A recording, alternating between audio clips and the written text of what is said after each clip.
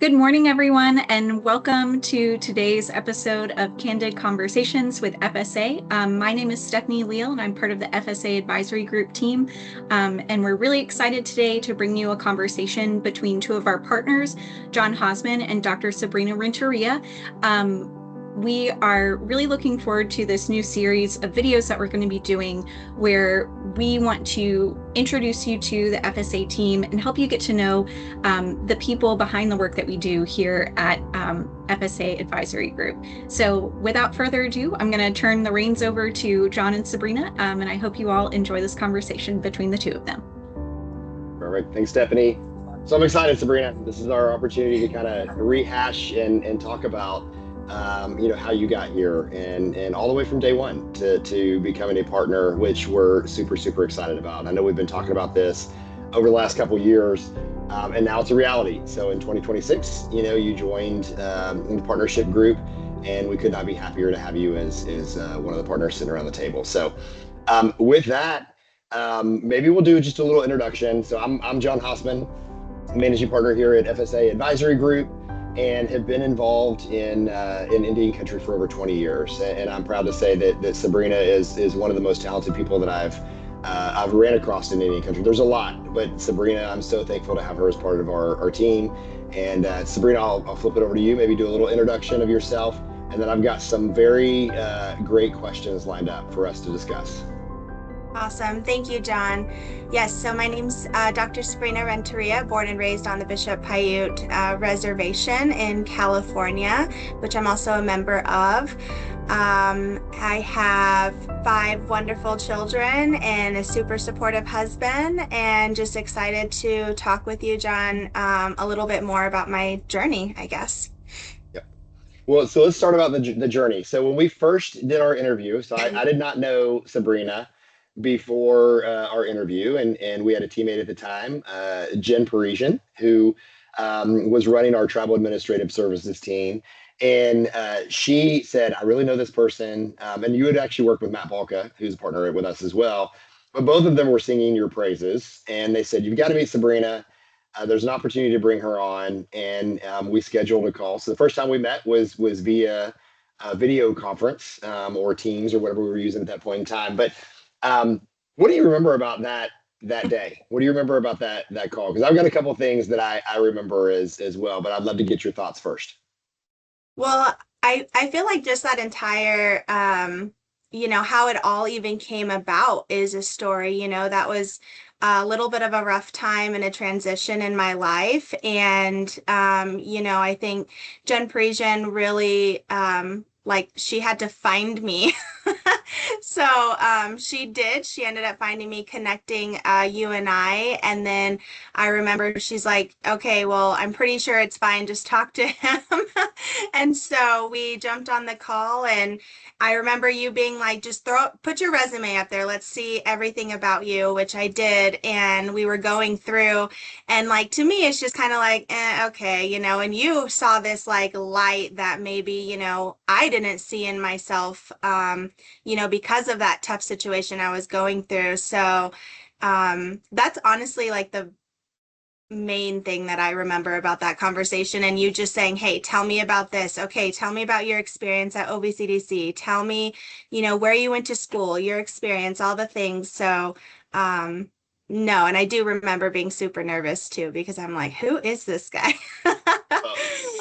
I loved it. There was one time during the conversation, I think one of the things I was most impressed with is obviously your Dr. Sabrina Renteria, and I love that. And we talked about just calling you Sabrina for this sake of the conversation today. So not from a disrespectful, but from a friendship standpoint. You and I have developed a really good, obviously, friendship and working relationship. And when you were kind of explaining yourself, and you were like, I'm about to get my PhD and become a doctor. And then I think within 3 minutes of that, you said, yes, I had my first child at 16 or something, and I've got 5 kids. And in my mind, I'm like, how does she go from 16-year-old mom to PhD? And that was probably the most impressive thing to me, because I was just like, what a grinder, like somebody that said, I want to go achieve this and do this. And that probably is what I was sold. I mean, obviously your resume was fantastic, but I don't know if we've even had this conversation before, but I think that was the one thing to me that was the most impressive, was that you've accomplished what you've accomplished in in your career, even before FSA, and you had so many and I say challenges. I mean, like, it's got to be challenging to have a child at 16 and still accomplish all the things that you're accomplishing. And so that to me was I was sold when you said that, and I was like, okay, one, she's getting ready to become a doctor, and then two, she's done it with 5 kids and had one at 16. And so anyway, that was just to me the one thing I remember. And you were sitting at your table in your kitchen, and you were nervous, but you were so confident in who you were, and you didn't realize, I don't think you realized the attributes and how talented you really were. And so what I was excited about was, to kind of hear that. And immediately I was like, dang, she's going to be a fantastic addition to our team. And you didn't know that at that time, right? Because you were just kind of going through and telling it. But it took me about 5 minutes to realize that. So that was kind of one of the things for me that really stood out on that. So yeah. I would also say, so what made you, so let me go back on the Gen Parisian thing. So when we started Tribal Administrative Services, and for those of the audience that doesn't know what Tribal Administrative Services is, maybe Sabrina, explain that and kind of how, what we do, and then maybe relate it back to, well, let me do that. I'll do that real quick, Sabrina, and then I'll tee it up for you. So when Jen Parisian came on board, she was going to be an analyst on kind of project development and financing, and COVID hit. And she actually came to us, and Jen Parisian now is the Department of Treasury in the Trump administration, and she was there under the Biden administration. And when she left the firm to go do that, which we're so thankful to have somebody like Jen there in that role, working with Indian country in the Department of Treasury, sorely missed, but it gave you the opportunity to step into that leadership role as well on Tribal Administrative Services. But when Jen came to us and said, hey, COVID's hitting, things are shutting down, all these dollars started flowing through CARES and ARPA into Indian country. And it really gave us the opportunity to help our clients understand where these dollars are coming from and how to spend them appropriately. And we had clients that were reaching out. So we shifted very quickly. Jen led that effort, started building a team, and that's really where we found you. And so it was opportunistic, but you understanding Indian country, you working with your own tribe in Bishop Paiute, on the administrative side, and the grant management expertise that you had, I don't think you realized how valuable that was in that moment of time and need when we were building on the fly Tribal Administrative Services to come in and do that.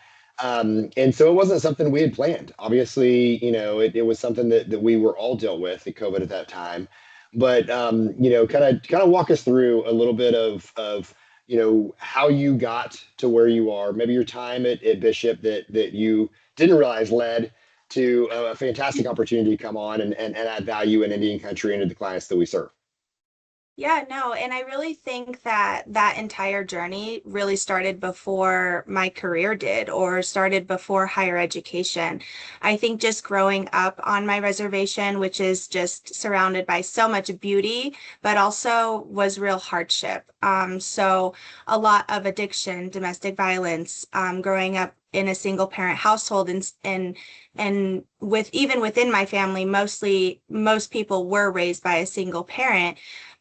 So I feel like from a young age, I really wanted to understand why hardship happens and how strong systems can either hold people back or help raise them up. So like you mentioned, I actually became a mother at 15. 15. Not saying it's any better, but It's by the impressive, like, to time, me. It's just impressive, Sabrina, like, to me, that you became a mother at 15 and you still accomplished all the things you've accomplished. I was impressed by that. Yeah. since I was 12, right? Like I was always like raised that you're going to school, you're going to college, you're going to do something great, and you're going to come home. And that really started in middle school. Every day, I was in a program called AVID, and it stands for Advancement via Individual Determination. And just that title right there, like, was grilled into me for 5 years straight, 6 years straight in that program. And the entire program was researching schools, researching careers, bridging your passions and your past into what you want to do, building your career, from a very young age, but also realizing that life comes, crazy and it's going to hit you hard and you're going to deviate. But I think that program really set me up alongside my tribal community because they offered everything and they still do. They offer everything you need to be successful, but that's where that advancement via individual determination really plays a role, and that really played a role in my life. So despite, all the hardships, having the right things, being poured into you was super, super helpful. And along from family support, going to school and, having my family to just cheer me on and never let me fall, really. I hear a lot, and every family is different, but with mine, some college kids with children leave their children behind so they can go to school. And in my family and how I was raised, that was absolutely never going to happen. Like, that is your child, you go make it happen, and good luck. Let me know if you need some moral support, is really how I was raised. And so I think just really understanding what my tribal community, what our government provided, what our nonprofits provided, our services to get me from, this really big responsibility now that I have into my future, which I always knew was going to be in Indian country. I think that really played a role in loving the government side, the services side of what I do, because it has the ability to change people's lives if you take advantage of them. I know a lot of times, like, working with clients and they're like, oh, we need low income housing, or we need better social services, or we really need to strengthen our finances because we lost grants and now we can't provide these services to people. Sorry, getting choked up. That's why I really love the work that I do. Sabrina, that's why it's called Candid Conversations. The work we do in Indian country is meaningful. I just spent the week in Oklahoma, and I was talking to some of the folks there, and they asked me why I liked working in Indian country, and it is the social component of what we do. Indian country, yes, there's a business component, but the impact that we make is impacting generations. It is impacting, hundreds, not even, it's impacting tens of thousands of people. And what I love about the creation of tribal administrative services, and it's not just tribal administrative services is the only team that we have native teammates and we serve, but a lot of the teammates in tribal administrative services have governmental backgrounds, that they've worked for their tribes or they've worked for a tribe, and so they're using those skills in order to be in that division, in that group. We've got about 14 tribal members that work across the FSA family of companies. But so it's like listening to you talk about growing up in Indian country and growing up on your reservation, and to be able to come back and be so passionate about the work that you're doing in Indian country on the governmental side. I will say, when I got involved in Indian country 20 years ago, it was purely my vision, and my thought for me was the business side of things. I knew nothing about tribal governments. I've learned a lot in 20 years about tribal governments. And a lot of that is just by trial and error.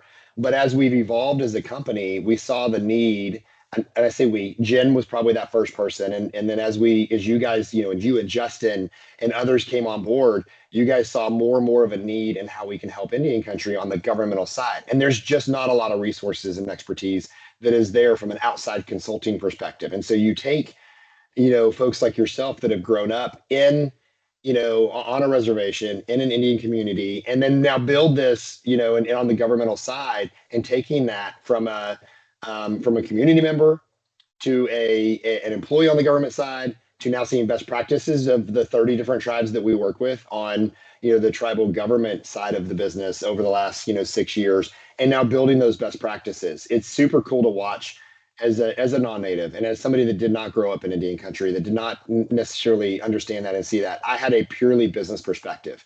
But the social side of me, my answer that I gave this week in Oklahoma was the social side of what we do in our job is probably the most meaningful thing to me. And I would have never said that 20 years ago because I didn't know that it was even something to consider. And so I love the work we do. I love the passion that you have for it. Obviously, from an emotional perspective, like it's meaningful work that we do. And so proud of you that you get to be able to do that, not just for your own tribe, but for all of Indian country, as well. So one thing I want to say, and I'll transition to some of the other questions, is so back to the dinner table when you were sitting there in your kitchen and we were doing the interview. Very quickly, I realized that you were a master executor, and we talk about that all the time within our firm. And you just every day you get up and you go serve and you go execute for our clients, and that's so great because you're somebody that they can rely on. You're somebody that we can rely on. And I think that is one of those things that we saw in you is one, that determination between, we talked about when you're 15 to the time you get your PhD, but it takes somebody that has the ability to execute on a plan. And you do that as the leader of our tribal administrative services team. You do that as as a leader in client relationships. You do that for your teammates. What do you think made you become that way? Like what were some of the things that, make Sabrina become Sabrina? And I know that sounds like a weird question, but why do you think you're such a detail-oriented person? And why do you think you're a really good executor? Because you are. Honestly, I'm gonna go back to the Avid program that I was in for 5 years as a kid, because that was all about what are your goals, what are your objectives, and what are the tasks that it takes to get you there, and what's your timeline. That was honestly drilled into me for 5 years straight. So, and my mom loved it, right? Because she never had to remind me of anything. She's like, oh, you got soccer practice? Who knew, you know? Or, oh, you have a college application ready. I didn't even know you were applying there. So just really taking that upon myself to guide me. And I think just that very basic skill, or I mean, it becomes a habit over time, but that habit really lives in everything that I do. So whether it's managing this really big household here, or it's managing clients and figuring out how do we get from point A to B, there has to be a plan, there has to be steps to take in place, there has to be conversations to be had, and there has to be follow through, or you're not going to get anywhere. Let's talk about the early days. So we're going from the interview to now you're on board. Was the job what you thought it was going to be, like when started coming on and working for FSA? Was it you've kind of made it an ideal job for you and for your teammates, and I say this, we've kind of crafted it, but when you first came on board, what were your initial thoughts of being on this side of the table and working on behalf of Indian country and tribes rather than being involved in a tribal government, very specifically? And so we talked about that, working with the one tribe in a tribal government setting. It has a business nature, it has a political nature, it has a family nature, but then coming to the other side and helping from an outside perspective. What was that like? And was it what you expected? I think I'll start by saying when we did start, it was the one task, right? So COVID, managing the dollars, building programs with that, which was great. Everything that I loved. And I remember one day, I slacked Jen Priest and I said, I'm bored. And when I'm bored, I get super antsy and I'm like, what's next? And maybe that's the reason why, I don't know, I move a lot. I've never had a job for more than 2 years because I get bored. If there's nothing else to learn, I've done it, I've mastered it, I can teach somebody else, I can move on and go do the next thing, right? And so I'm really thankful for her leadership when I said that, because she said, okay, let's expand. Let's find something else for you to do. What do you want to do? And I think just that leadership, and also the like, she trusted me, like it wasn't that I didn't like what I did, but it was that, okay, we've been through this process, we've done it. Now let's go see what else we can do and what other good things that we can bring to our clients. And so I feel like just from very early on, it's always been like, okay, let's master what we got now. And then let's move to the next thing and move to the next thing. And I think that was the foundation of how our TAS team grew. And then finding the talent across Indian country to build our team to continue that momentum that started from the very beginning and really holding on to even that leadership style of you have a talent, let's go explore that, let's bring that to the table and help others, and again I really think that piece of the culture for our team and has been really valuable. Yeah.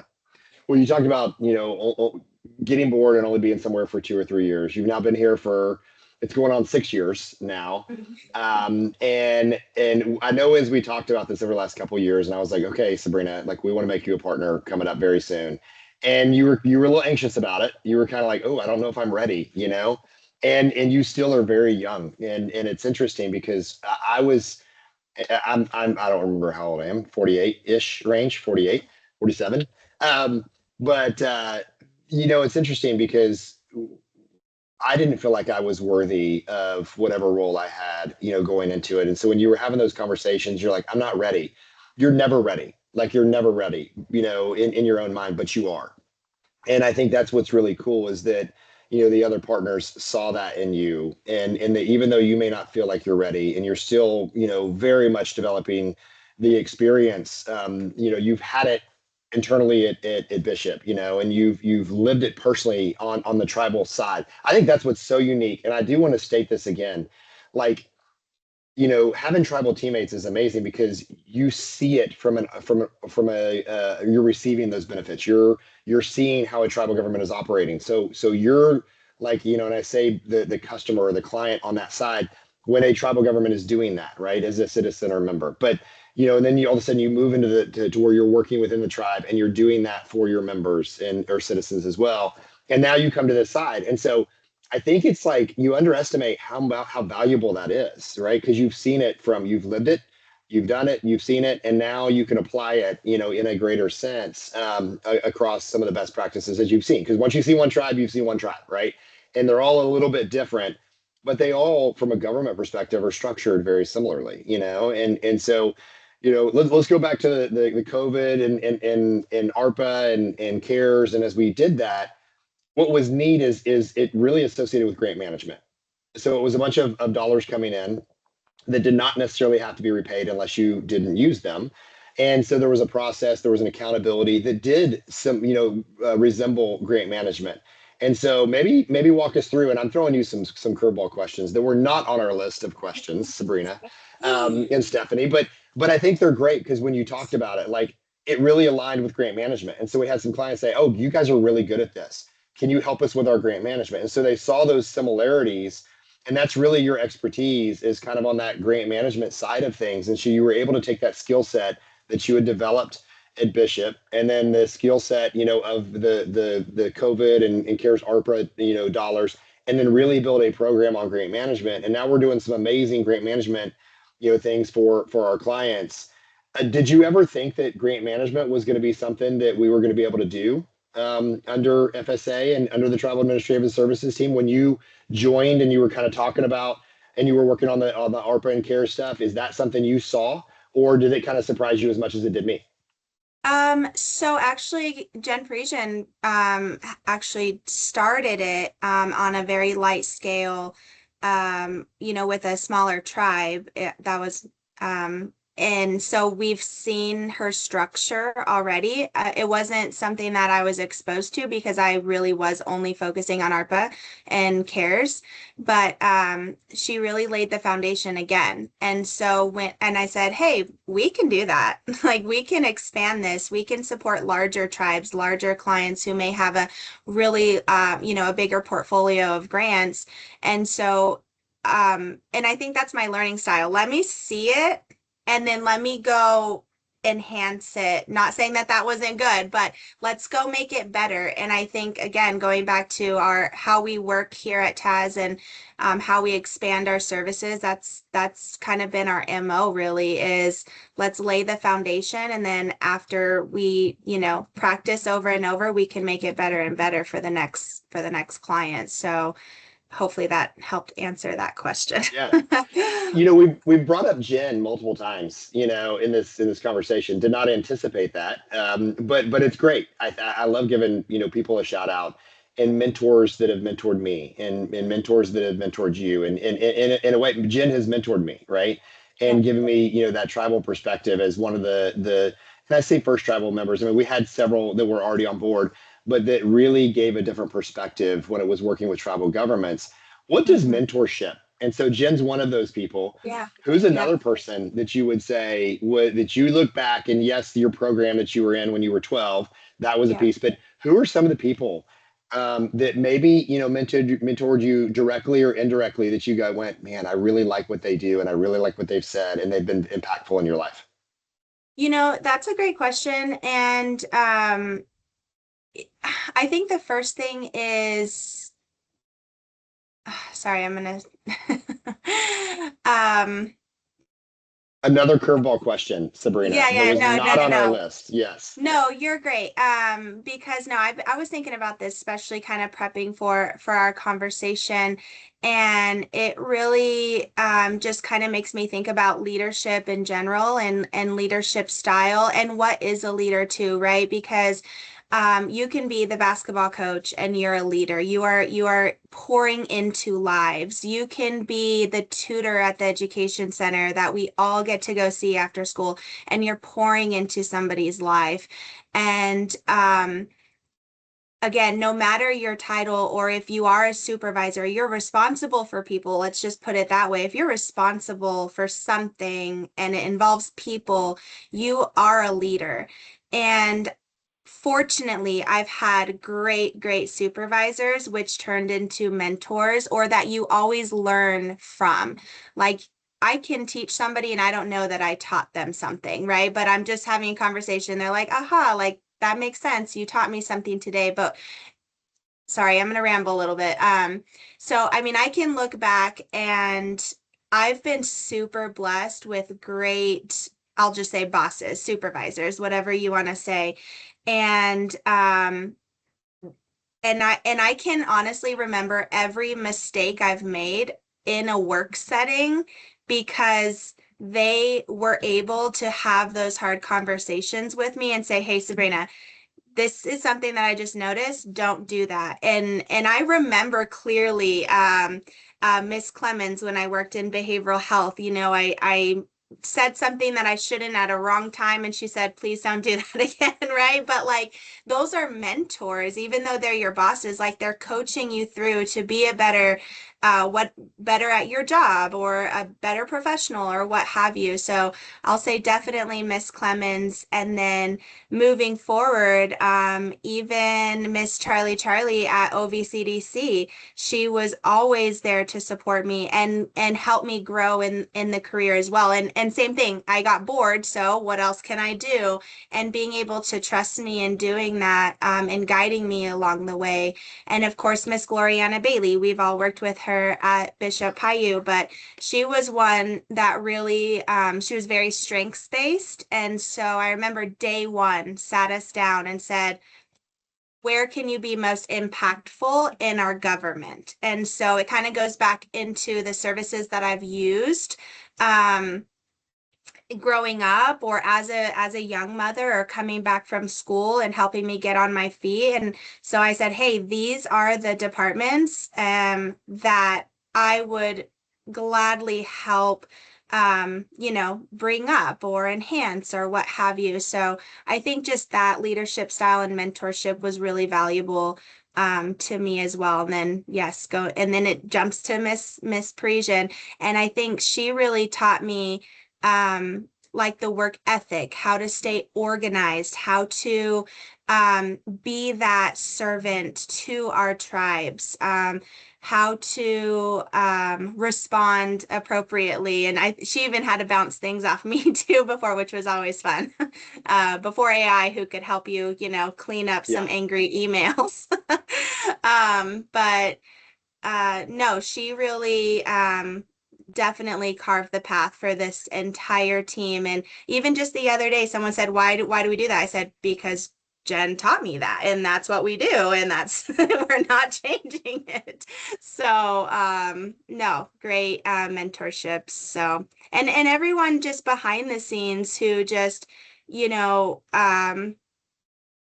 having that like support in your communities and your workplaces is so valuable. Let me mention something real quick there is as well, Sabrina, is you talked about the people that told you what you needed to hear.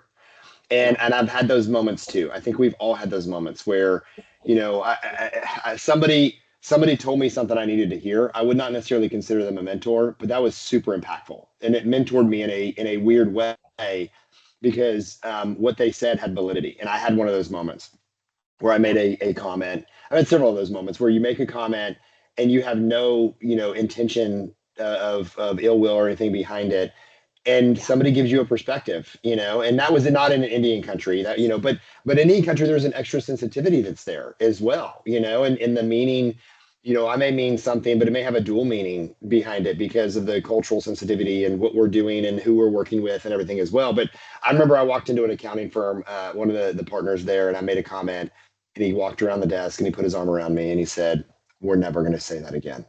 And I was like, message taken. I got it, And so your story of that, but that Yeah. person was not a mentor of mine. There were other people within the accounting firm that were mentors of mine. There's other people in my life that I would say are mentors, but we learned from all of those experiences that craft and make us who we are today, And so there's so many people that do that.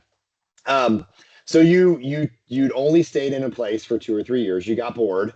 Well, Mhm. thankfully you're not bored here. There's always Yeah. something to do, and now we're going on, as I mentioned, 6 years. And so the path to becoming a partner, and I had the privilege of watching you, finish up your PhD. And I know how important that was to you, and I mean, it brought tears to a lot of people watching you and how important it was to you. How important is becoming a partner at FSA to you? It probably doesn't hold a candle to your PhD, but where does this kind of rank? And is this something when you're sitting at the dinner table, 6 years ago in your kitchen and we're doing the interview? Did you even see this as this is what I want to do for the rest of my life, and this is where I want to go? What does this mean to you? I'm gonna just take a step back really quickly about getting bored and moving every couple of years. You grow up and you they always say stay in the job, be loyal, spend 20 years, retire, do all those things, which is great for those who do. But for me, it wasn't just necessarily that I was bored, but I was also really taught early on that when you are in a position, if if you don't leave it better for the next person, you didn't do a great job. Yeah. That, and so I really took that to heart. Every job I've had, whether it was being a housekeeper, whether it was serving breakfast in the morning at hotels, no matter what the job was, is I've always wanted to leave it better or provide new solutions to problems or just whatever it was. And so that was always my mindset. So it wasn't like, oh, I'm bored, I don't like you, I'm leaving. It was like, no, we've been impactful, we've made some changes, we've provided, a great service. Whoever's stepping into my shoes is gonna, start off in a great way. And so I just want to make that a point. Yeah. It is bored because I've done it, but But I've but it, always been a grower, right? Like if I've done it, been there, I'm gonna help the next person. We make it better. Let's go. What's the next task? What's the next challenge? And let's go do that. So I wanted to just kind of highlight that.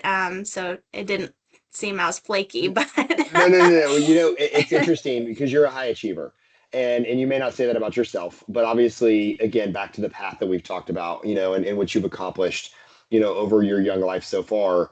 I mean, you're a high achiever, and so I will also say I've seen other high achievers where in a 2 or 3 year period they've achieved what they want within that role, and so you need to progress to the next role. Yep. And it's interesting when you came on board. So this would kind of relate it back to the question. When you came on Yeah. board, I probably didn't know what the path would look like over a 5 or 6 year period for you. I was impressed from the initial conversation. And you crush everything you do. And I about said it in a past tense. You've crushed and you crush everything you do. Whether it's on a personal side and mentoring people, whether it's you talked about serving breakfast or everything you do in your life. And I have the same sort of philosophy, and you probably know that. Like, and it doesn't matter what I do.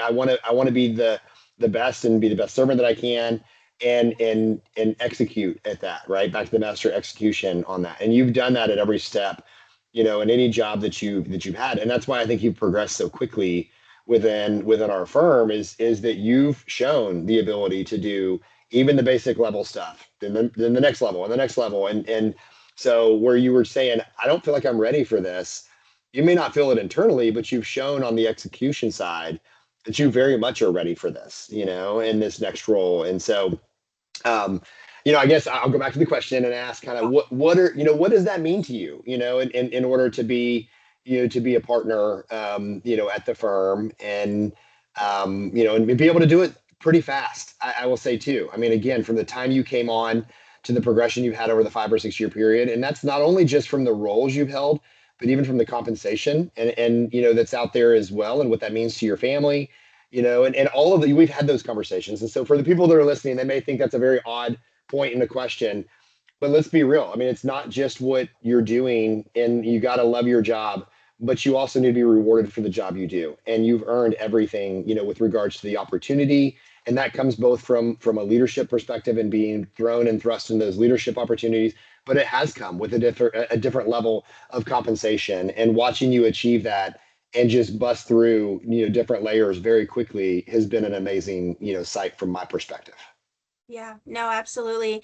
And I think, from our first conversation, that was definitely not on my mind. Like the business side, I've always been in nonprofits, government, like that's never you know, that was never a goal at the Yeah. very beginning, right?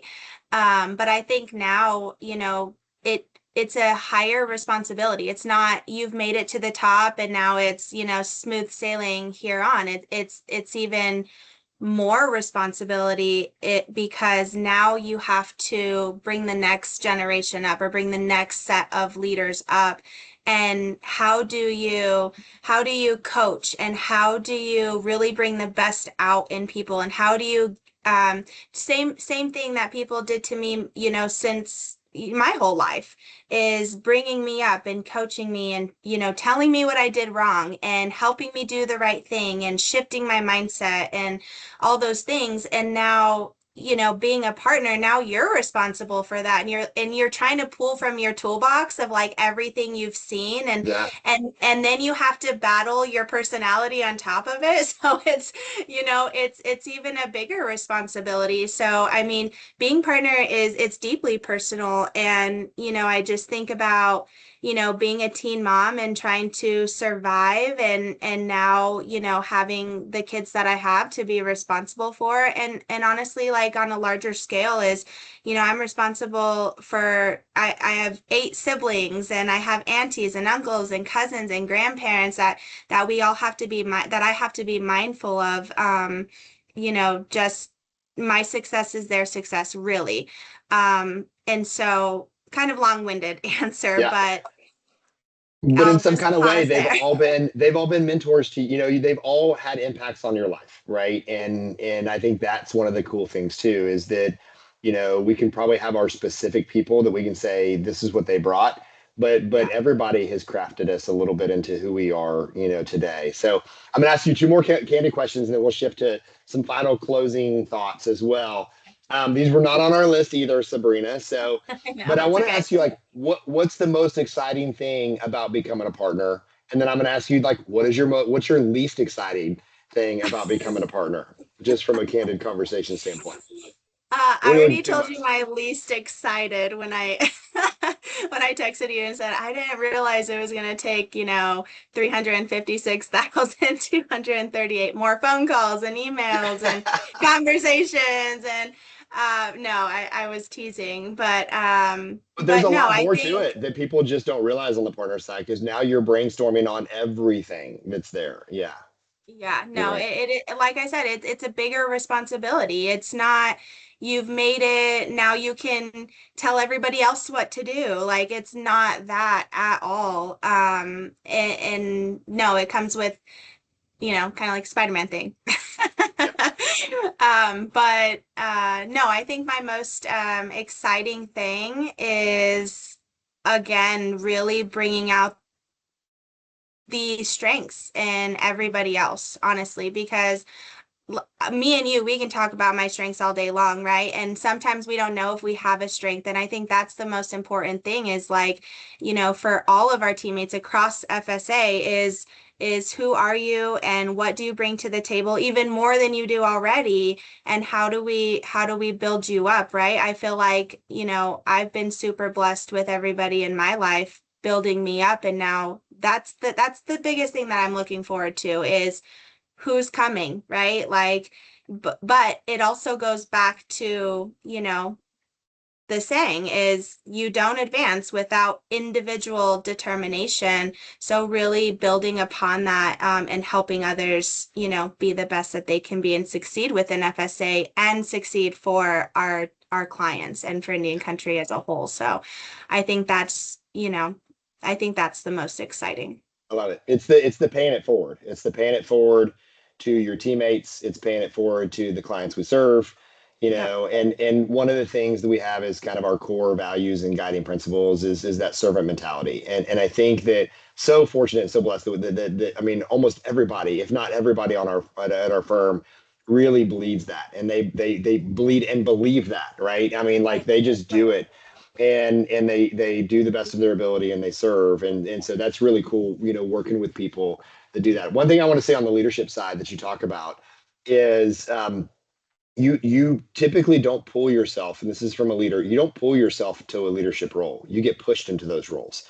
And I think that that's also something, just while we're having this conversation and we're kind of, thinking back over the last 5 or 6 years, and you're talking about you're not ready. It wasn't like you were seeking those roles. You were pushed into those roles when the opportunity came up. Um, and I think that's a really great compliment, that people need to understand, is that if you go and you just do what you do, and you use the gifts that God gave you in order to just, go do that, like, people are going to push you. They're going to see it. And there were multiple people that saw it in you, Jen being one of those. And I could go along the firm and mention, dozens of people that have always been raving about what you do, and they want you to take that next step, and they want you to lead them. But it's not because you were pulling yourself there. You got pushed into those roles. And I think that's the unique thing about a leader, is that when you're working with a group of people, and you go and you do your job, and you do your role, and you do it to the best of your ability, people want to see you succeed. And so I think it's great that you want to see that in the next generation of teammates that you're guiding as well, and move them forward too. So that gets us to the softer side of things, and the people aspect of it. Um, so on a personal note, what fills your cup? Like, what makes you happy? I know, because I mean we grind every day. I mean, like, it is, when we wake up, and for those people that don't know, we probably work, at the firm kind of in that 45 to 50 hours a week, maybe even 50, I mean sometimes much longer than that. But Yeah. like, it's a grind. Like, we work super super hard. But what fills your cup is, and maybe outside of work. I know you love working in the Indian country. I know you love doing your job. But what else fills your cup, Sabrina? Yeah, like you said, hard work has really just been constant in my life. And sometimes just because of, hope, and sometimes it's because of just having to survive, right? But I think as far as like filling my cup is always moving forward. And, my oldest son is 19 now, and it has been the biggest battle of my life because I'm, Kids I'm typically are, like, yes. I'm like, oh my gosh, like 19-year-olds are crazy, like, but I think bringing the I don't know. Hold on. Let me think about this. Yeah. I feel like I don't know. That's a hard question. I think seeing those around me like happy, right, and moving forward, like with my 19-year-old, that's the biggest conversation in our house right now is, hey buddy, what are we gonna be doing? What are your goals, right? Like, and like just moving the entire family forward fills my cup, seeing my sisters accomplish their dreams because they're watching me. From a young age, my mom always told me, you're the oldest. They're all watching you. Be very careful. And I've made so many mistakes where I'm like, okay, don't ever repeat that, right? But they're seeing like what to do, what not to do. Yeah. But I think that really fills my cup is just watching my family move from point A to point B, like watching them achieve their goals, watching my kids, work hard and grind every day too. So just bringing that like work ethic and that mindset to my entire family outside of work. I think that's what really fills my cup. And also serving my community too. I try to do my best with what I have and where I'm located now. But really going back and saying, how can I help? Just listening or even coaching the next leaders within my own tribe. I've been very blessed to get those phone calls of saying, hey, I'm thinking about taking this position. I know you've done that, or I want to run for being a tribal council member, and just being that ear to people is really, that really fills my cup too, because, you know, it's serving your community, but not forward facing, right? You're still helping behind the scenes to make sure that our community is running and it's Yeah. moving forward. And so, yeah, family, community, all the things. I'm so glad that you brought up your family, and one of the things that we talked about in preparation for this is your mom and your grandmothers and the influence of your family, in your career and who you are as a person is as well. um, and like how it's shaped and crafted you into the person and leader you are today. What when you think about the things you're most proud of, okay, like what is probably the thing that you're most proud of? And you talk about being a leader of and having your siblings be able to see what you've done wrong and what you've done right, but like what are some of the things that you're most proud of when you think, and it could be specifically about the TAS team and how much it's grown under your leadership and with the teammates that you've had. But like, what are some things that you're really proud of that you've accomplished to this point in time? I know it's a broad question, Sabrina, but like maybe just one or two that you think you're like I'm really proud that I've done this or I've accomplished this or I persevered through this. Yeah.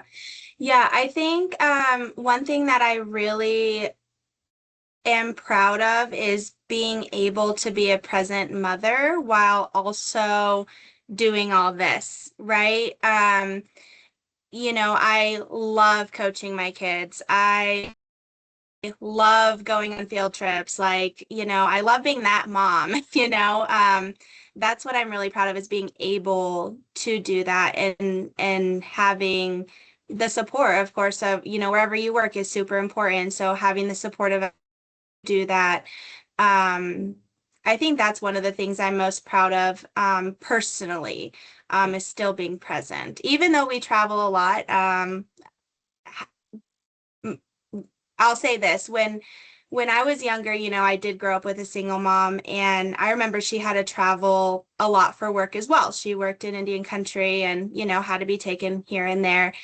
And I used to be so angry, like livid when she would leave. But that was because that was the message I was receiving from like family members, like, oh, she's not, whatever they were saying. And so it really like when I started, I think this job has been like the most travel I've had. Mhm.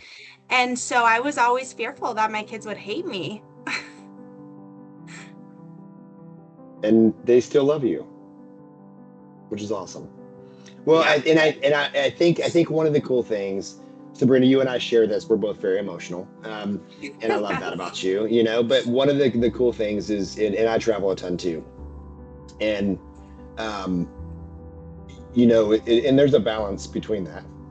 But your kids get to see, how hard you work and what you achieve, but you still get to find that work-life balance. And so we talk about that, and it's really tough to accomplish that, whenever we're doing what we're doing and serving, because there's a lot of demand out there for